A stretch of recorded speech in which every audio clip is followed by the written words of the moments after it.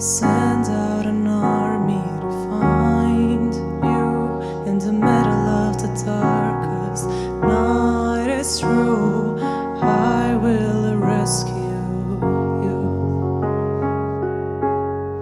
There is no distance that cannot be covered over and over. You're not defenseless.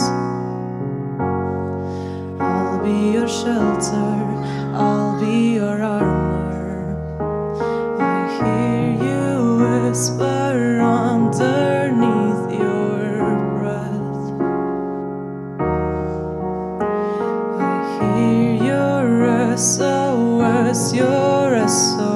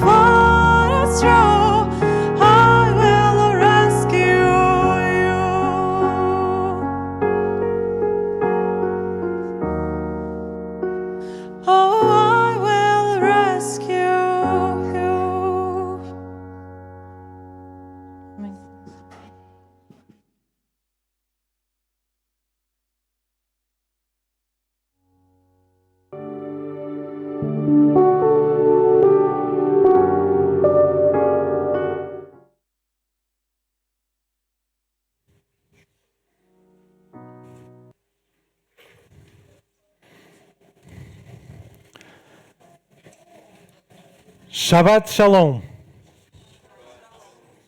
Já tiveram outras pessoas do meu tempo que vieram cá e já vos ensinaram esta parte. Shabbat Shalom. É a maneira como nós nos cumprimentamos em Israel, quer dizer um feliz sábado, um sábado abençoado para vós, para as vossas famílias. Que assim seja. Esta manhã eu sou um Zé Ninguém, só conhecem a minha história, não conhecem o meu nome. Jesus conhece o meu nome. Mas vim falar-vos da minha experiência. Mas antes disso gostava de vos falar da minha cidade, Cafarnaum. Este é talvez um esquema melhor que conseguimos de Cafarnaum há 2000 anos atrás. Claro que chamar a isto de cidade para vocês é ridículo, mas tem cerca de 1000 habitantes, portanto é muita gente para a altura. E Cafarnaum tornou-se uma cidade importante na vida de Jesus. E Jesus, deixando Nazaré, para trás antes, Jesus, deixando Nazaré, foi morar em Cafarnaum, situada à beira-mar.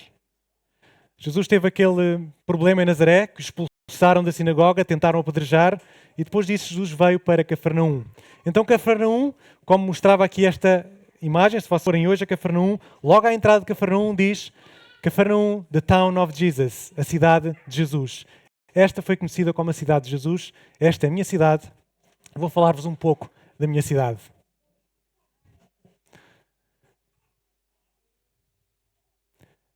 Este é um mapa, para vocês se situarem bem, mapa de Israel. Cá embaixo temos o Mar Morto, o Mar Salgado, onde dá para nós boiarmos à vontade. Aqui à esquerda, no ponto 15, temos Jerusalém. Depois, se continuarmos a subir pelo Rio Jordão, chegamos até lá acima ao Mar da Galileia, ao Mar de Tiberíades, ao Mar de Genezaré, é tudo o mesmo nome, e na verdade verdade não é um mar, é um lago, mas é tão grande que nós dizemos que é um lago. Posso-vos dizer que tem cerca, de norte a sul, cerca de 21 km, de este a oeste 12 km, portanto ainda é grande. Tem cerca de 43 metros de profundidade, não é muito profundo. Está a 210 metros abaixo do nível do mar. Portanto, é o lago mais fundo de água doce que existe no mundo. E então, este lago, que vamos falar um bocadinho sobre ele. Ainda, Cafarnaum está aqui no ponto 7, como vocês estão a ver. E perto de Cafarnaum, estas linhas azuis que estão a ver, são as fronteiras políticas. E Cafarnaum ficava numa fronteira política. Do lado de cá tínhamos Herodes Antipas, do lado de lá tínhamos Herodes da Cesareia de Filipe, governado então por duas pessoas diferentes. Então aqui no meio temos uma divisão onde havia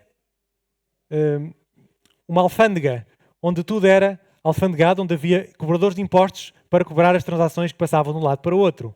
Então foi aqui nesta alfândega que Jesus, por exemplo, conheceu Mateus, um dos seus discípulos que escreveu o primeiro livro da Bíblia, do Novo Testamento, um discípulo muito importante do ministério de Jesus e que nos apresentou esse ministério. Temos outras pessoas como Pedro e André. Pedro eram pescadores, moravam em Cafarnaum, pescavam no mar da Galileia. Também temos outro, Tiago e João. Tiago e João não eram de Cafarnaum, eram de Betsaida, mas vieram morar para Cafarnaum. Aliás, posso-vos dar aqui uma informação que se calhar nem todos sabem.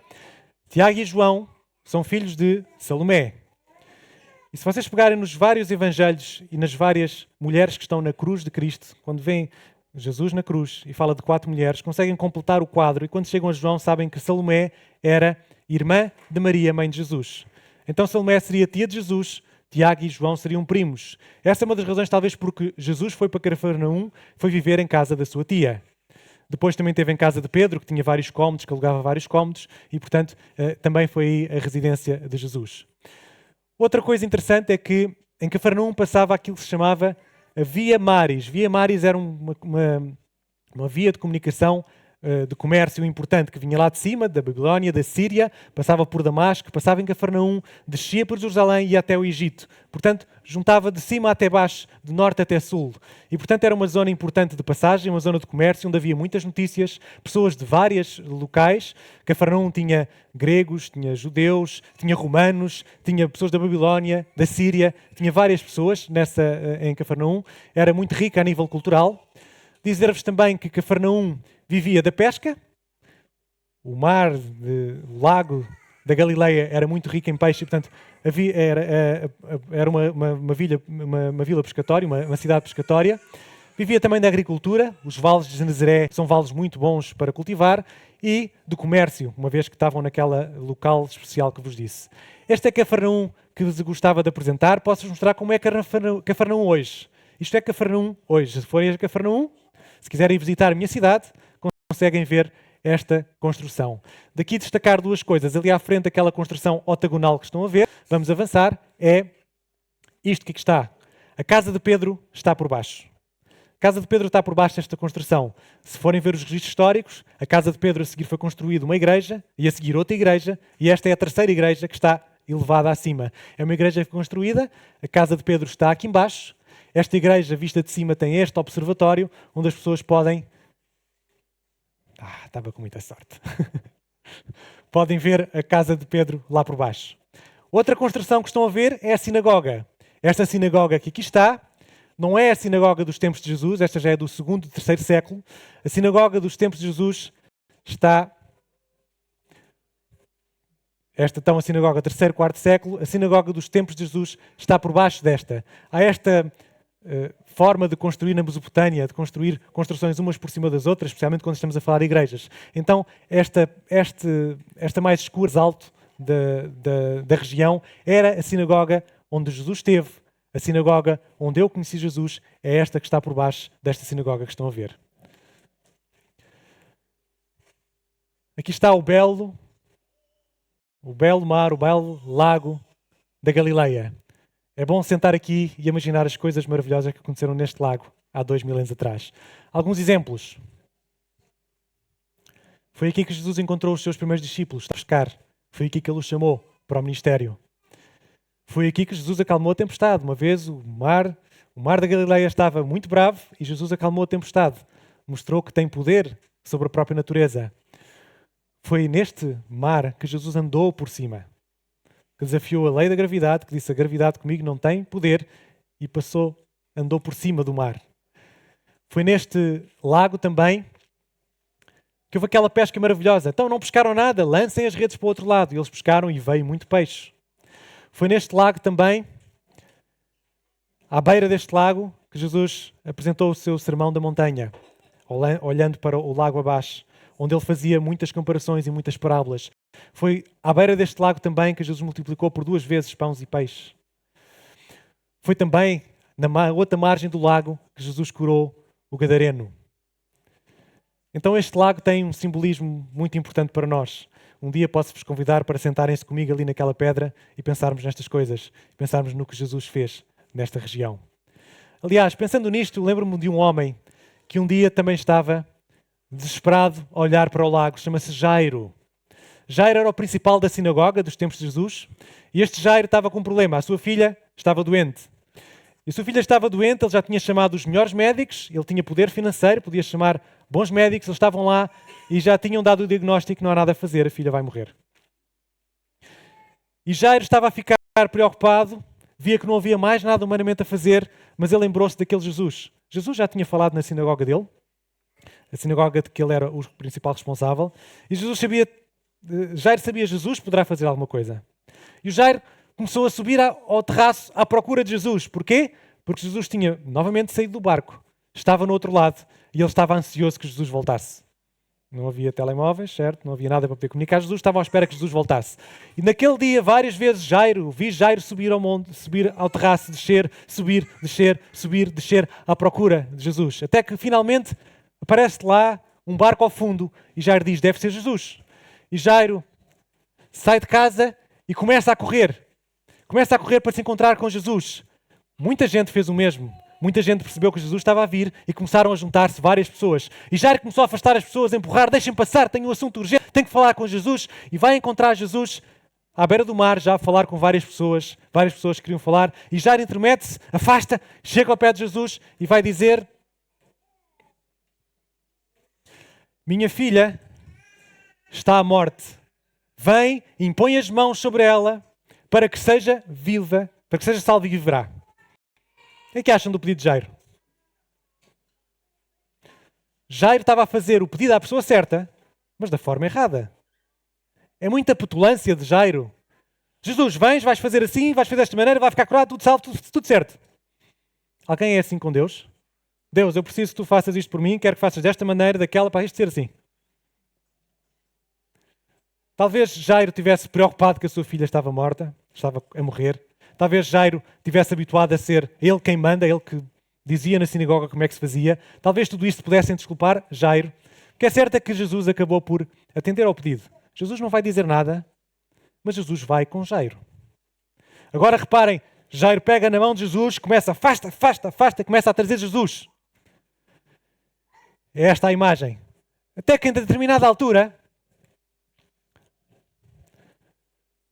alguém toca em Jesus e Jesus vai perguntar: quem me tocou?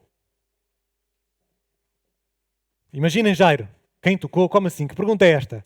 Toda a gente aqui a empurrar, toda a gente aqui a tentar afastar para tu passares. Claro que muita gente tocou. Que pergunta é esta? E Jesus diz: quem me tocou? O próprio Pedro, que já estava a ficar entusiasmado com aquela história, pensava: bem, Jesus vai curar a filha do principal da sinagoga. Isto é bom para o ministério de Jesus, vai dar projeção. O próprio diz: oh, Senhor, espera, então, mas tanta gente toca aqui, porque é que tu perguntas isso?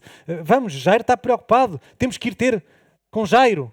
Mas Jesus para e sabe o que aconteceu? Havia uma mulher que tocou em Jesus. E diz-nos que então a mulher sabia o que tinha acontecido, temendo e tremendo. Temendo é por dentro, tremendo é por fora. Portanto, tanto por dentro como por fora, a mulher estava apavorada, aproximou-se, prostrou-se dele e disse-lhe toda a verdade. E pensou: agora é que este homem religioso vai-me excomungar, vai-me mandar embora porque eu estou impura, ele vai saber do meu problema e vai-me mandar embora. E o que Jesus vai dizer: filha, a tua fé te salvou.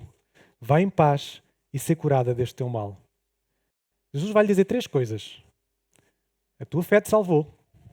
A segunda coisa é: vai em paz. E a terceira, ser curada deste teu mal. Meus queridos, os milagres de Jesus têm estas 3 coisas: salvação, cura para a nossa mente e cura para o nosso corpo. Esta mulher foi plena do milagre de Jesus. Filha, a tua fé te salvou. Quando esta mulher, há 12 anos, descobriu que estava doente, foi a mesma altura que há 12 anos a filha de Jairo nasceu. Um ano depois estava a começar a andar para a vida. E um ano depois esta mulher estava a começar a andar para a morte. Jesus parou, deu a salvação a esta mulher, mas a história continua e Jairo recebe a notícia triste. Não incomodes mais o mestre. A menina morreu. E agora? Pais, o que é receber esta notícia? Claro que Jairo deve ter pensado, se tivesse chegado mais cedo. Se Jesus não tivesse tanta gente, se esta mulher não tivesse interrompido, já podíamos lá estar. Já podíamos ter curado a minha filha. Jairo ficou triste. E agora Jesus vai falar pela primeira vez e vai dizer, não temas, crê somente. E agora tudo muda de figura. Primeiro era Jairo que pegava na mão de Jesus e arrastava-o e trazia-o. Agora Jairo está desesperado. Agora é Jesus que pega na mão de Jairo e que traz Jairo pela mão. E sabem o que Ellen White diz? Diz assim, aquele momento de aparente derrota foi o momento da vitória divina. Quando parece que tudo está perdido, é então que Cristo se manifesta com poder. Perceberam? Agora Jairo quebrou. Agora Jairo percebeu que não é ele que manda, mas é Jesus que faz. E agora Jesus está a trazer Jairo pela mão. Ele não quer ver. Quem é que quer ver este quadro? Que pai quer ver este quadro? Jesus traz Jairo pela mão. Vamos avançar? Jesus e Jairo chegam a casa e já lá estão as crepideiras. É um costume estranho que nós temos ali em Israel. Nós pagamos para as pessoas irem chorar na altura da morte, porque não ter ninguém para chorar é das coisas mais tristes que pode acontecer. Então já estava ali muita gente, paga para chorar na morte da filha de Jairo. Mas Jesus vai dizer, a menina não está morta, mas dorme. E o que é que as pessoas que lá estavam fizeram? Riram-se dele. Então vejam bem um filme. Estas pessoas são pagas para chorar. Jesus chega e diz, ela não está morta, mas ela dorme. E agora aqueles que foram pagos para chorar, riem. Porque reparem, Jairo tinha tido lá em casa os melhores médicos, que já tinham passado a certidão de óbito, e tinham dito, a menina está morta. E agora chega Jesus, o carpinteiro, que não sabe nada de medicina, e diz, a menina vive? A menina dorme? Sabem porquê, irmãos? Porque o diagnóstico médico está certo. Mas Jesus está a fazer um diagnóstico teológico. O que Jesus diz é que quem morre nele, dorme. Jesus manda todas embora e traz só Jairo, a mãe e 3 dos seus discípulos. Foram os únicos que entraram naquele quarto. E Jesus vai dizer à menina, Talit mi, o próprio Marcos escreveu em aramaico. A expressão quer dizer, menina, a ti te digo, levanta-te. E ela levantou-se e foi ressuscitada.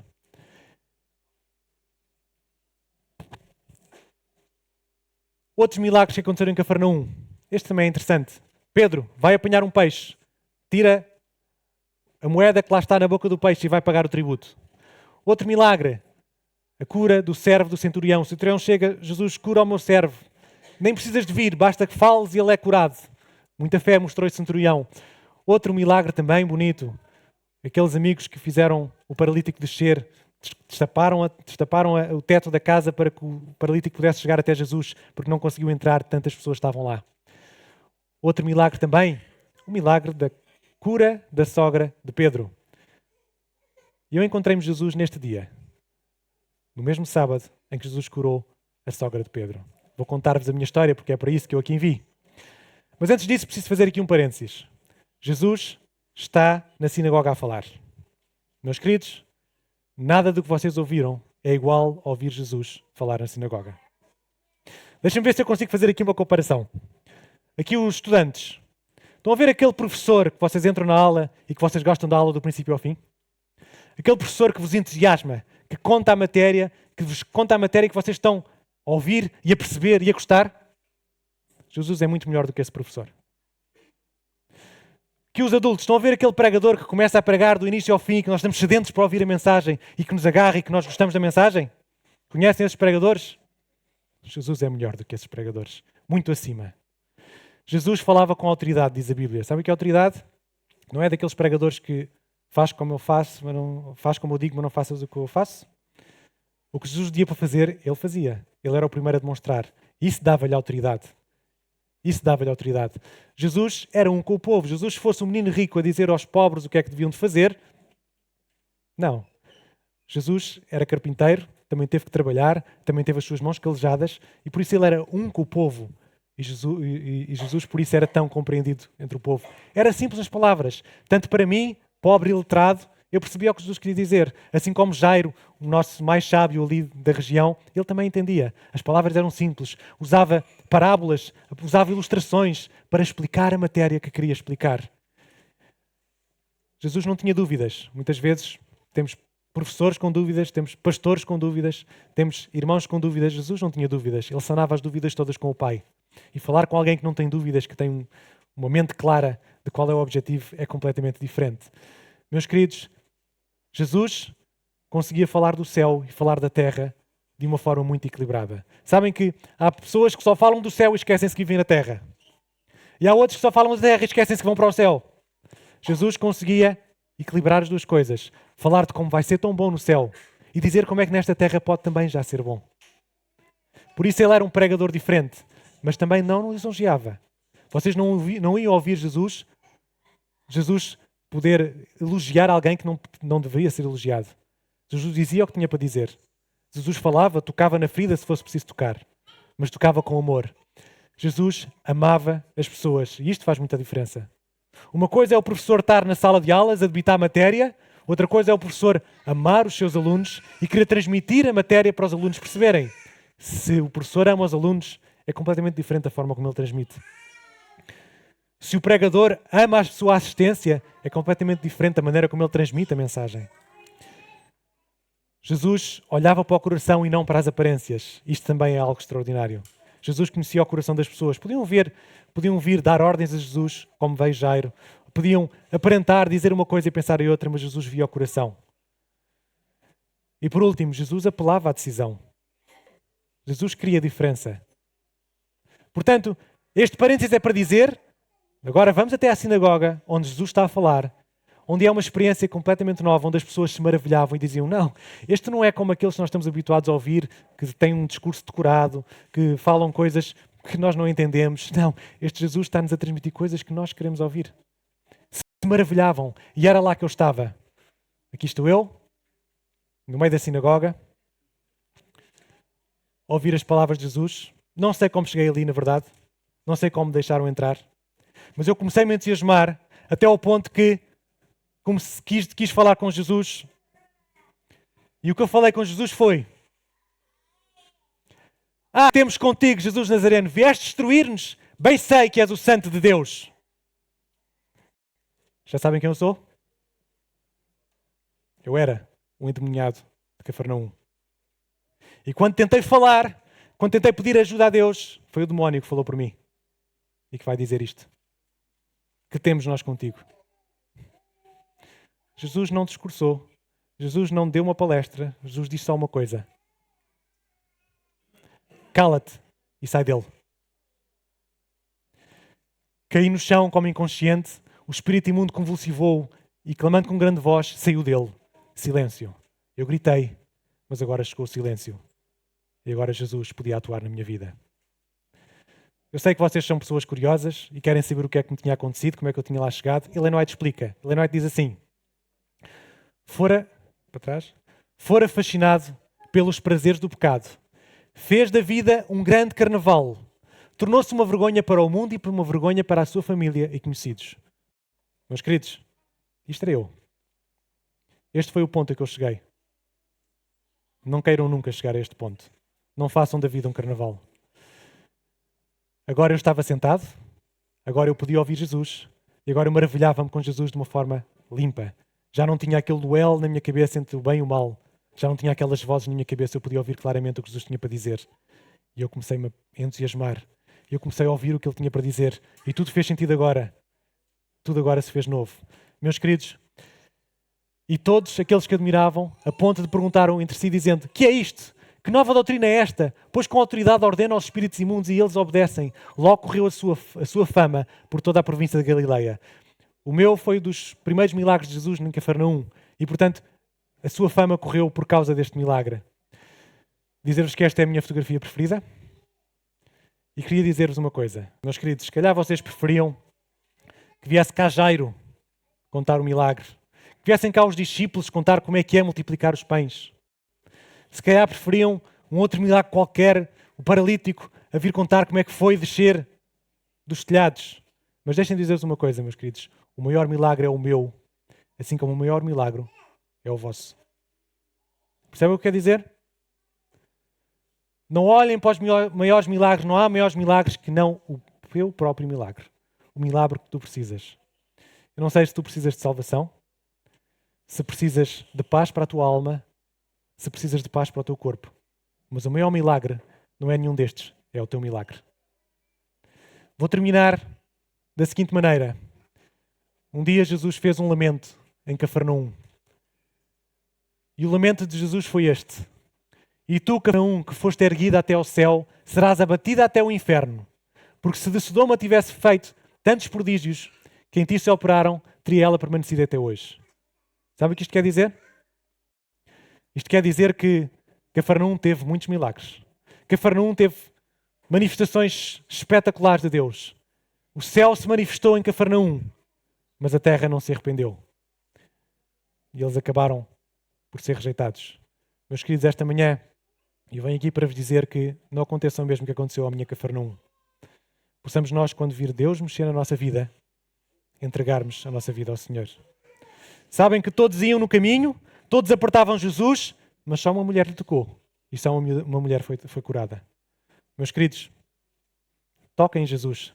Não derrubem, não batem só em Jesus. Sei que quando vimos à igreja, batemos muitas vezes em Jesus. Toquem em Jesus. E termino dizendo que...